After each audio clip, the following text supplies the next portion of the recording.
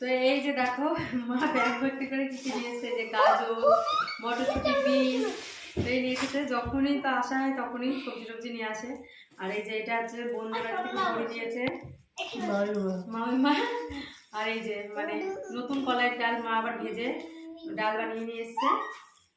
আর দেখো এখন ধনে পাতা, এখন 1 মাস আর আমাকে মানে বাজার করতে হবে না। এই যে আমার প্রিয় ছোলার শাক, আর তার থেকেও প্রিয় এই দেখো বেতর শাক। মানে এখানে কত পরিমাণে বেতর শাক আছে।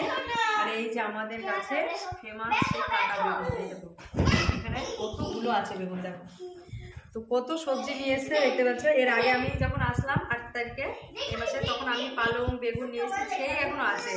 তো যখন এরকম আসায় এই ধরো 10-15 দিন চলে, আর এ তো কতদিন যাবে তার ঠিক নেই, এত কিছু নিয়ে এসছে।